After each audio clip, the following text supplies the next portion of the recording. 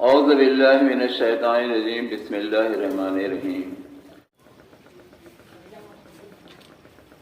اللہ تبارک تعالیٰ نے جو دین دنیا میں بھیجا اپنے پیغمبروں رسولوں کے ذریعے، اس کی آخری کڑی جناب محمد مصطفیٰ صلی اللہ علیہ وسلم کے ذریعے جو دین قیامت تک کے لیے پورا کر دیا گیا، اور ہر ایک چیز کھول کھول کر اللہ کے نبی صلی اللہ علیہ وسلم نے بتا دیا، باوجود اس کے مسلم سماج بری طرح سے فرقوں کی زد میں جکڑا ہوا ہے۔ عالم یہ ہے کہ ہر فرقہ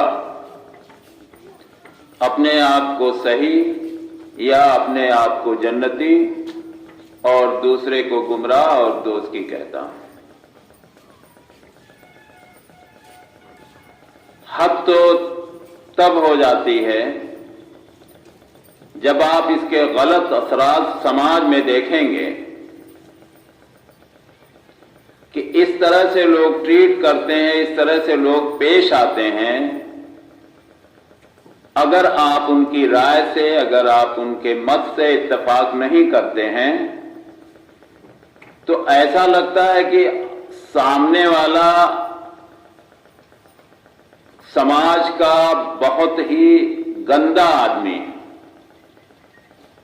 جیسے لوگ سماج میں کرمنل سے، چور سے، ڈکیت سے نفرت کرتے ہیں، کہیں اس سے زیادہ نفرتیں لوگوں نے دلوں میں بسائی ہوئی۔ نتیجہ یہ ہوتا ہے کہ کہیں اگر ٹکراہٹ ہو گئی تو ان کے دل دہشت سے کانپتے رہتے ہیں۔ وہ آپ کو تنہائی میں ملیں گے تو شاید سلام بھی کر دیں، اور اگر اپنے فرقے کا کوئی مولوی مولانا ساتھ میں ہے تو ان کی زبان حرکت نہیں کرتی کہ کہیں ایسا نہ ہو میرا اس سلام کرنے کو فلاں شخص دیکھ لے۔ مطلب وہاں اللہ کا خوف دور دور تک نہیں ہے، نبی صلی اللہ علیہ وسلم کے فرمان مبارک کی کوئی پرواہ نہیں، اور یہ چیزیں اس کے شکار زیادہ تر لوگ ہو چکے ہیں، اور ہونا لازمی بھی ہے۔ کیوں؟ کیونکہ اگر فرقوں کے بانی کی کتابوں کا آپ مطالعہ کریں تو شروع سے آخر تک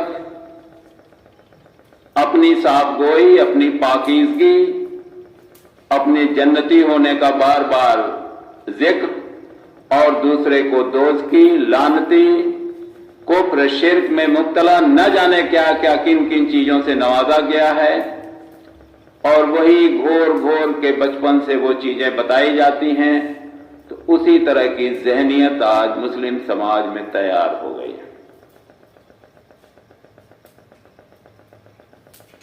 قرآن کیا کہتی ہے؟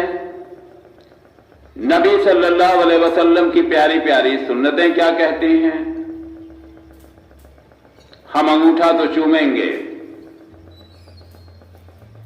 نعرہ لگائیں گے،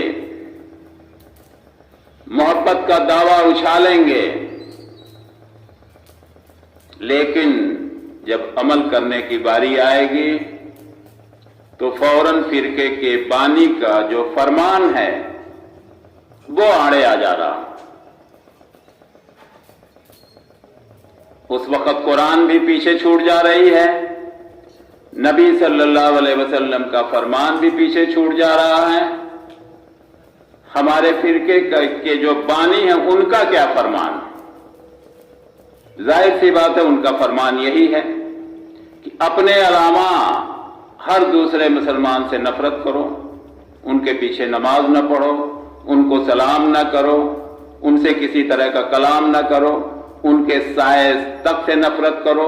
اگر جو نفرت نہیں کرے گا تو اس نفرت نہ کرنے والے کو بھی اسی نگاہ سے دیکھا جائے گا۔ اس طرح کے تمام جملے اگر کسی کو شوق ہو جاننے کا تو وہ جب بھی تشریف لائے، ہم انشاءاللہ تعالی ثبوت کے ساتھ کتاب کھول کر دکھا دیں گے۔ بار بار جو آپ کو دعوت دی جاتی ہے یہاں سے کہ آپ اپنی وابستگی قرآن و سنت سے جوڑیے، آپ اپنا تعلق قرآن سے جوڑیے، آپ اپنی رہنمائی اللہ کے نبی صلی اللہ علیہ وسلم کی حدیثوں سے لیجیے، ورنہ جو آج حال مسلمانوں کا ہے وہ کسی سے پوشیدہ نہیں، سبھی اپنے اپنے دل کے مالک ہیں اور سبھی اپنے اپنے دل سے اس کا جواب بھی جانتے ہیں۔ ان کے سامنے اس طرح کے حالات آتے ہیں، اچھے اچھے لوگوں کے پسینے چھوٹنے لگتے ہیں۔ بندہ آ رہا ہے، کہیں اگر سلام کر دیا تو جواب کیسے دیں گے، اگر اس نے سلام نہیں کیا تو ہم سلام کیسے کریں گے۔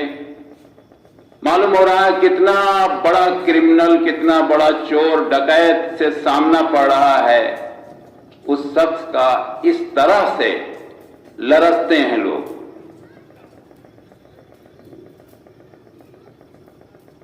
ضرورت اس بات کی ہے کہ ان سب چیزوں پر جب تک مسلمان سنجیدگی سے غور و فکر نہیں کرے گا تب تک صحیح دین سے واقفیت مشکل تو ناممکن تو نہیں، لیکن مشکل تو ضرور۔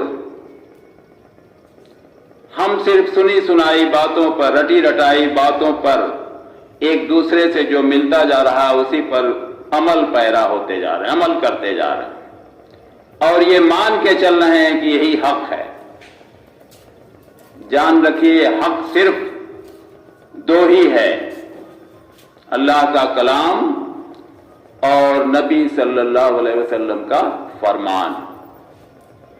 بقیہ کوئی بھی شخصیت ہو، بشریت کی وجہ سے سب سے تمام غلطیاں سرزد ہو سکتی ہیں، اس کے باوجود اندھا دھند اگر کوئی پیروی کرنا چاہ رہا تو اس کا اپنا مسئلہ ہے۔ کسی کے دل و دماغ میں کوئی بات ٹھوسی نہیں جا سکتی، صرف آگاہ کیا جا سکتا ہے، صرف بتایا جا سکتا ہے، صرف سمجھایا جا سکتا ہے کہ اب بھی آپ اللہ کی رسی کو مضبوطی سے پکڑیے، اور اللہ کی رسی صرف اور صرف قرآن اور سنت ہے جس سے صحیح مسلمان بن سکیں۔ السلام علیکم ورحمۃ اللہ وبرکاتہ۔